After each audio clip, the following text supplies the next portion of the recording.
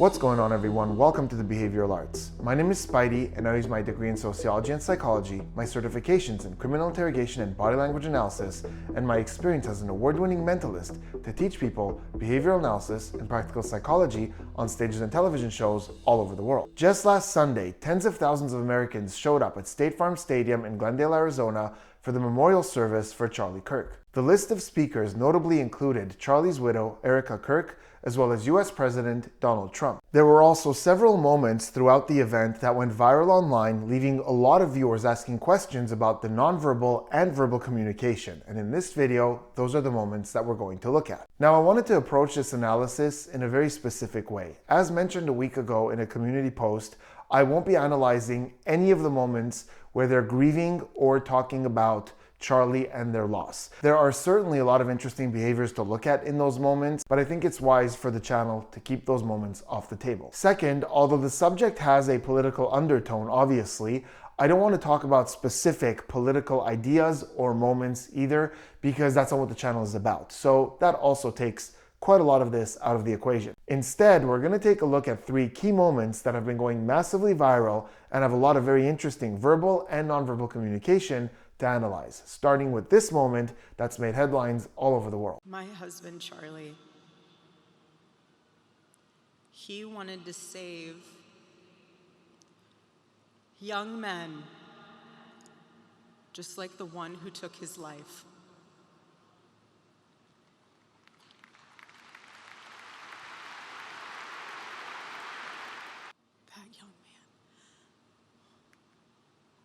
That young man.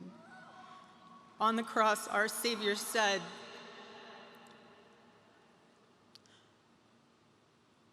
"Father, forgive them, for they not know what they do." That man, that young man, I forgive him.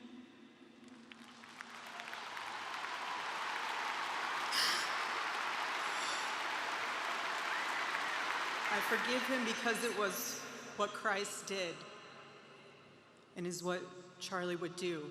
Okay, there is so much going on here, both verbally and non-verbally, including literal evidence in her words of the emotional state that she's in. And once you hear it, you can't unhear it.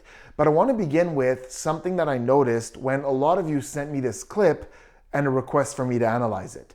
Some of you sent it and said, "Wow, this is so emotional. Why is that?" And a lot of you sent it to me saying there's some kind of incongruence that you're sensing between the behaviors and what's being said. So which of these two things is true? Well, I don't believe that those two things are mutually exclusive at all. In fact, I think that one of them explains the other. So in a moment, we're going to talk about why some people felt a certain incongruency here and why that lends itself to how powerful it felt for some audiences. So let's take it right from the top. At first, she's talking about how her husband wanted to save young men, like the one who took his life. And the moment she says, "my husband Charlie," we immediately see an eye block. And we're going to see this a lot throughout this speech and in this moment. So we could consider this part of her baseline, but let's talk about why this happens. So research has shown that we are born with this reflex to close our eyes conversationally. And it happens when we're trying to keep a thought in or keep a thought out. So anytime you see it, assume that the person's either trying to hold on to something or trying to block something out. And the interesting thing with Erika is throughout this speech, I think there are moments where both of those things happen. Sometimes I think she's trying to hold on to love, to hope, to a thought, to a memory. So see that eye block? And sometimes I do believe she's trying to keep things out. In this case, it's probably happening because she knows the segment she's about to go into. She knows it's going to be emotionally very difficult. And I think she's doing this to summon the courage it's going to take to get through this. And the reason I believe that is we're about to see a couple of very deep breaths, but especially breaths like this, which we very often do. Eye block and that combined when we're trying to summon courage to get through something. Now, immediately after that, as she says, just like the one who took his life, so Charlie wanted to save young men, just like the one who took his life, the first universal emotion makes an appearance. Now, the universal emotions are emotions that have been studied all over the world, and the research shows that they look more or less the same everywhere in the world and have very high recognizability anywhere you go. In other words, these are emotions that are so deeply embedded in human behavior that we see them in all cultures. And in this case, we are seeing anger. And let me show you how we could spot that. So first off, you'll notice after that statement, immediately, we notice tension in the jaw. So we see the muscles here in the jaw kind of tense up. The other thing you'll notice is that her eyebrows are down like this, which is another sign of anger. And what's interesting is when I ask people during my seminars, what do you think the two most important signs are that someone's experiencing anger? Those are the two that they name. Some kind of tension in the mouth or jaw, like this, and the eyebrows.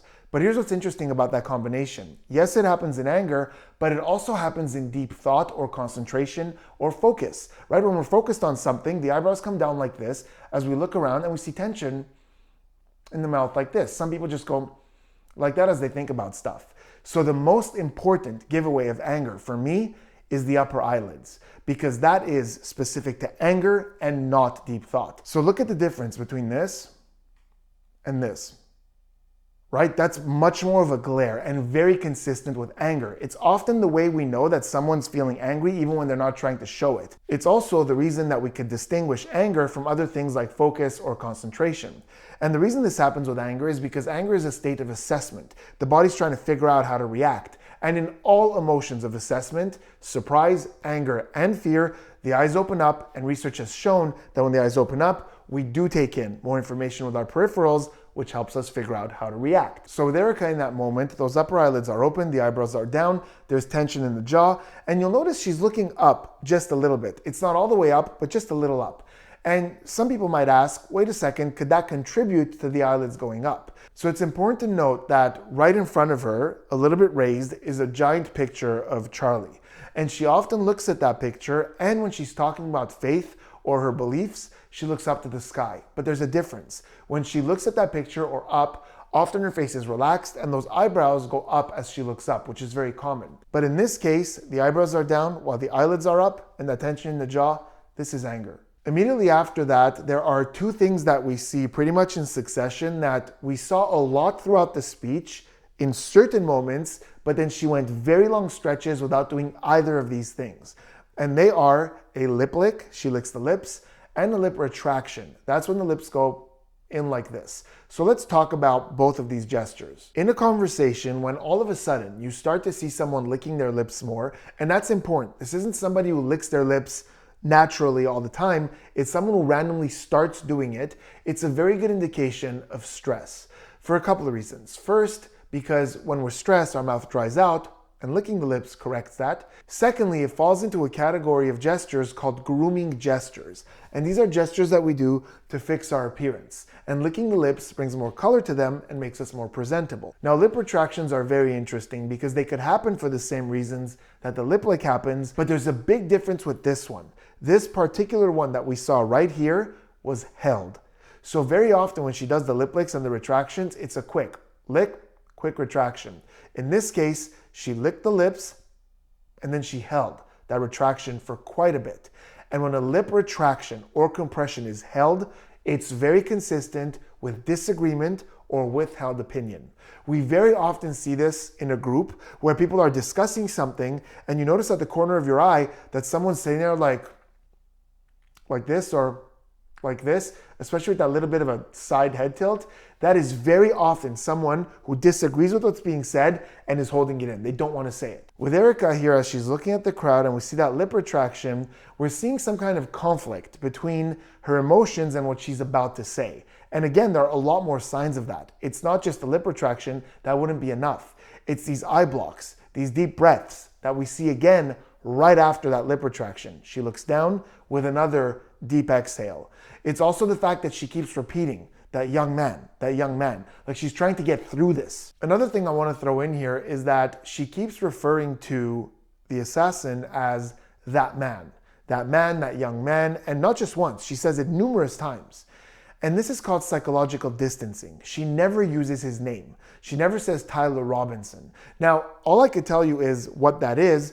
The why requires some speculation. Psychological distancing is normally any time that we're trying to put distance between us and a thought. So in interrogation, someone might say something like, I can't remember the last time I saw that person, instead of using their name. Or, no, I would never take anything from there, instead of saying steal. Like you disconnect a little bit more from what it is by using a softer term. And in this case, it could indicate just a psychological distance that she wants to put between her and this person. It could also indicate that she might think that there was something else. Somebody else might have been implicated or something along those lines.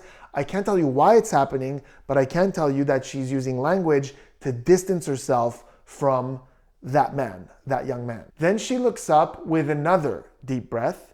She says, "On the cross our Savior said," and then we see something very unique.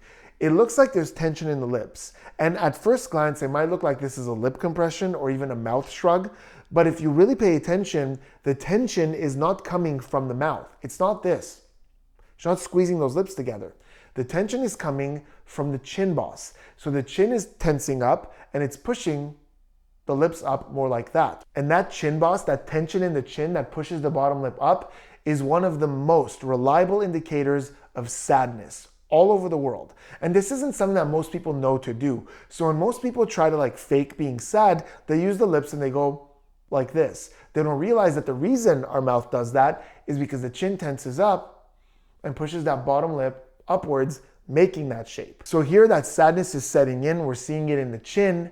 And then we get the best evidence that she is entirely in an emotional state right now because she misquotes the Bible. She says, "Father, forgive them, for they not know what they do." Now, this quote is not just a Bible quote, it's one of the most famous ones. It's all over the movies, it's all over poetry, it's pretty much everywhere. And most people know that the quote is, "Father, forgive them, for they know not what they do." Know not, not know. Now, there are very modern translations that say, "For they do not know what they are doing," but it's unlikely that she would be referencing that. And either way, it's not know what they do. Father, forgive them, for they not know what they do. So here's the thing. Erika Kirk is a devout Christian. In fact, a big part of her speech was about her faith. And again, even if you're not, this quote is so well known. It's used in all kinds of literature and art. People know this quote. But the reason that she misquoted is because in this moment, during this speech, she's in what we call limbic mode. You see, when you're emotionally overloaded and you're so preoccupied with emotions and just getting through something or dealing with something, the part of your brain that's responsible for memory or critical thinking or reason or logic isn't really kicking in at that point. You'll notice sometimes in a moment of fear, you're all reaction, almost zero thought. Well, it's the same thing here. She's not thinking about this logically. Her memory isn't really working that well. This is a quote she's read probably hundreds of times, said it probably hundreds of times, but in this moment, she's so overwhelmed with emotion that she just kind of spoke the way we normally speak in English. Because in spoken English, we would say, "They do not know what they're doing." That's the way we would say it if we're speaking. But biblically, it's "they know not." But in this moment, she's so overrun by emotion that even a quote that has that much importance in her faith is just coming out wrong. After the quote, we get another very quick lip lick. That's probably for grooming or stress. She says, "That man." We get another very quick micro expression of anger where we see that tension in the jaw, and very quickly we see that quick glare with the eyes. Then we see a lip lick combined with a lip retraction again, not as long as the last one, but they're certainly there. And she looks up again. Now we start to see the eyes are getting teary. And she repeats, "That man," in a softer whisper. That man, that young man. Now this is something that Erika Kirk does a lot, specifically when she's emotional. So we've seen her give other speeches where she was very emotional and she did this kind of repeating something with a whisper.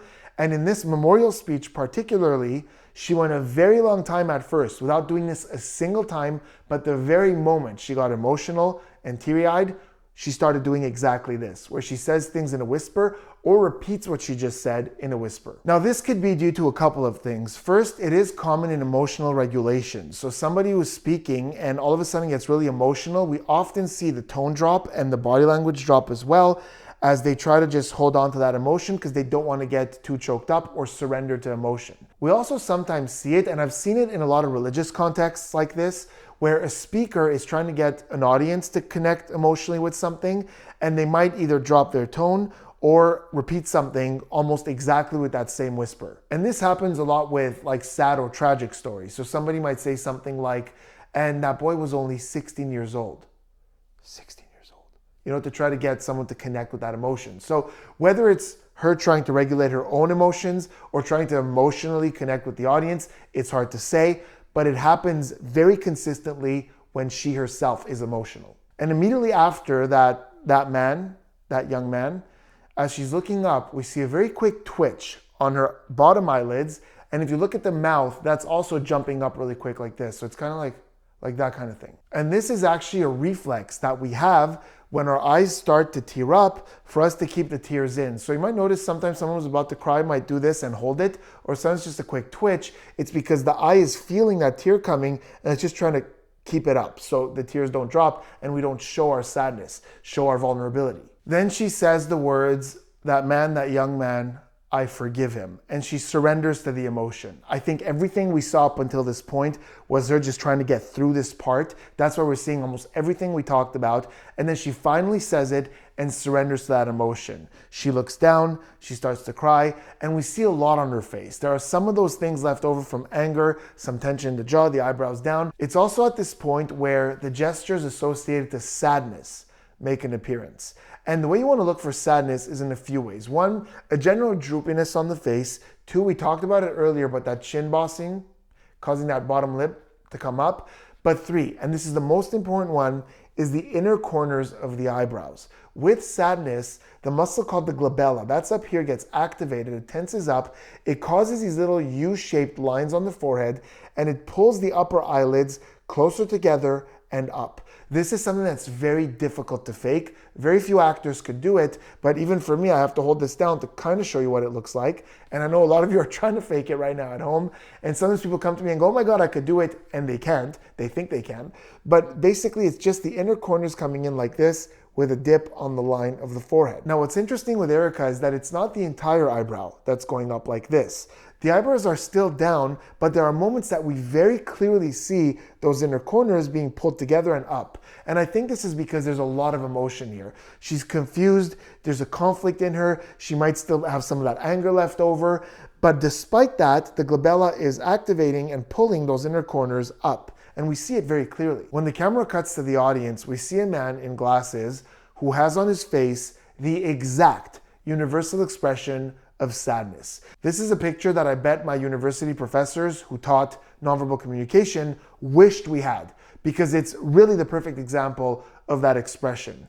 The eyebrows, you'll notice those inner corners coming in together and up, and that's the thing that I'm telling you is very difficult to fake. We're seeing the lines on the forehead, even if the quality isn't excellent.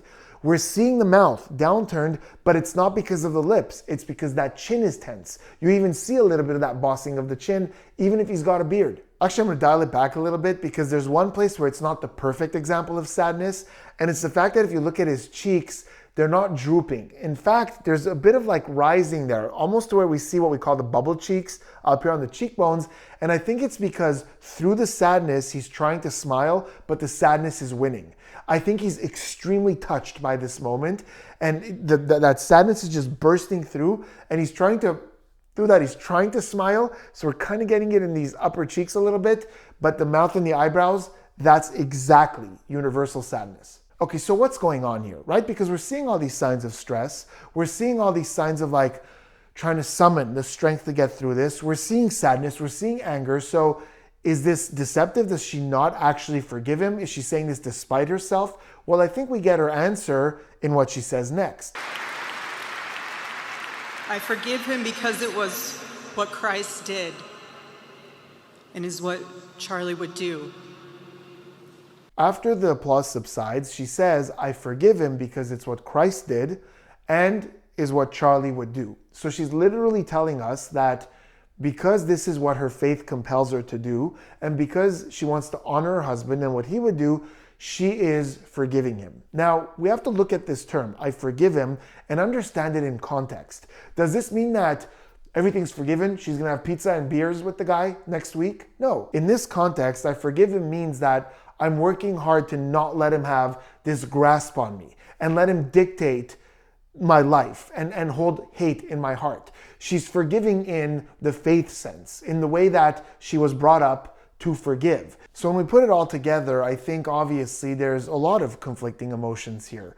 You know, she's angry at parts. She's having a hard time getting through this. We keep seeing these signs that she needs a second to summon the strength to get through this. And obviously, any one of us would be a mess of emotions when it comes to something like this. Now let's look at the second and third big viral moments when President Trump called Erika Kirk out on stage and they embraced, they greeted the audience, and then they both left. And there are a lot of really great behaviors here and a lot of people out there asking a lot of questions. So we're gonna look at that, but before we do me a huge favor, hit that subscribe button, turn those notifications on for more behavioral analysis and practical psychology content. And please remember to give this video a like because it really does help with the growth of the channel. Could I ask Erika, please come out. Erika, please come out. Thank you.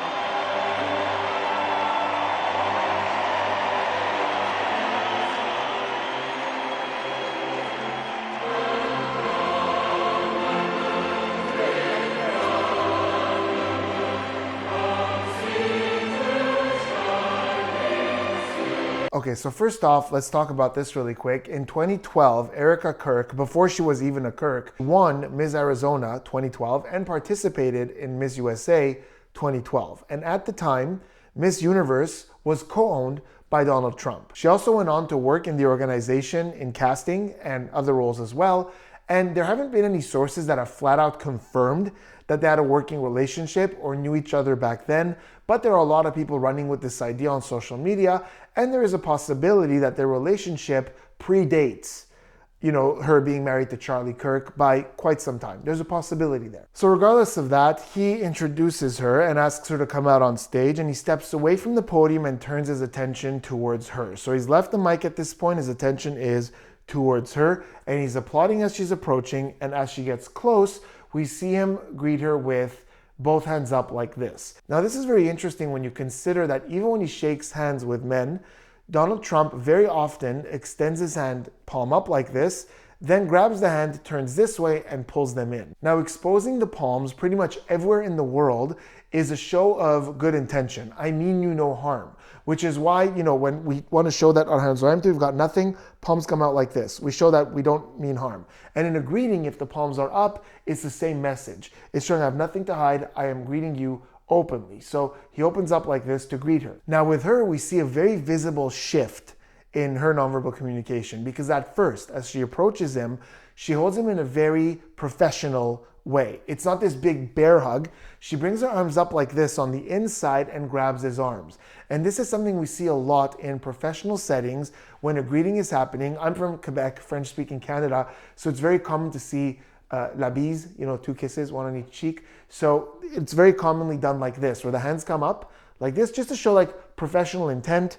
And it's a way to kind of keep this distance as you do the 2 kisses like this. So she does that, and immediately after that, after they greet each other with this professional kind of kiss, she completely melts into him. It's not just with the arms that go around him, her head also just melts into his shoulder. And if you notice, his behavior shifts as well, because at first when she hugs him, he kind of taps her on the arm like this, but then as he notices she's not letting go, he grips on tight to her as well. So we've gone from professional to friendly and comforting. And as he's holding on to her, we see this expression that we often see with tight embraces, which is this kind of showing the teeth with this kind of thing. But what really stood out to me is that after that moment, we see on his face, it's not huge, but we see small markers of the universal expression of sadness. If you look at his eyebrows, we saw what we were talking about earlier, they're together and drawn up a little bit. We're seeing that line on the glabella, and we're even seeing some tension in the chin there that's pushing that lip up. And the reason I noted this is because I haven't very often seen that expression on Trump. So I think in this moment, as he was hugging her and she didn't let go, I think in that moment, some emotion got through to him. And then we see the exact same shift that we just saw happen again, because he takes her hand and walks her over to the microphone, and she gets closer, lets go of the hand, and puts her arm around him, signaling him that she's still seeking comfort. And it's unclear what's happening because I can't see his hand, but in the way that her body moves, it seems like there's either a rubbing or a tapping or some kind of thing like that for comfort that's continuing. So both times it's, he accepted her. She went from professional to seeking comfort. He provides comfort. Then he walks her over the microphone. She again seeks comfort and he provides comfort. And then something happened that the online discourse to me is just hilarious, because he points to the picture of Charlie where it would be, and he says something, either about the picture or about Charlie. He points and he says something. She looks up, sees it, looks in that direction, and then she does this with her hand as she looks down, and we see again, just a cocktail of emotions. There's a bit of smiling there and she's happy. There's a bit of sadness, a bit of anger, a whole bunch of stuff going on, but she does this with her hand. And I saw quite a few commenters online go, oh my God, did you guys notice? She's satanic. She did the sign of the devil. That's a sign of the devil. Oh my God, she's been a devil worshiper this whole time. And I have a couple of things to say about that. First of all, if anyone is gonna be out there trying to bust devil worshipers, shouldn't they know what the hand sign is? Because it's not this. This is I love you in American Sign Language, which, by the way, I feel like is something that a lot of people would know or should know, especially if you're going to make videos analyzing hand gestures.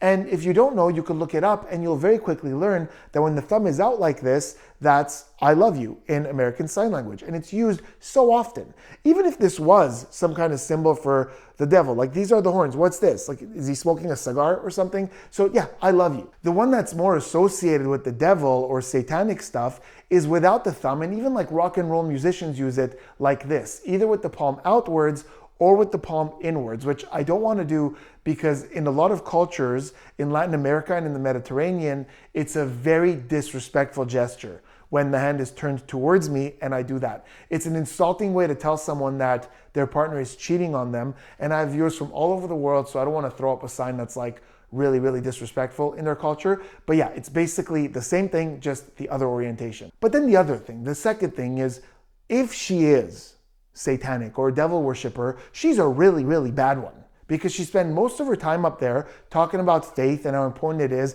and how everybody should be moving towards faith. It was a very big part of her speech. She even talked about how there are more people out there turning to faith in her speech. This past week, we saw people open a Bible for the first time in a decade. We saw people pray for the first time since they were children. We saw people go to a church service for the first time in their entire lives.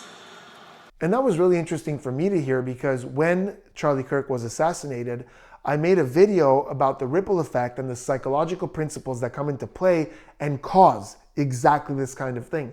And if you haven't seen that video, I really urge you to, because it's all about how certain events could change the way we perceive things or feel towards things. And it happens all around us on social media every day. So I'll leave a link in the description and in the comments. Go check out that video. But it basically relates to exactly what she said here. But the bottom line is this: she spent a lot of her speech talking about this stuff, about her faith. So if she's satanic or something like that, it would be very counterproductive to really preach her faith and then just throw up this ambiguous gesture at the end that a lot of people, most people are going to think is I love you in American Sign Language, as a way to what? Show her demonic affiliations? I have no idea what people are thinking.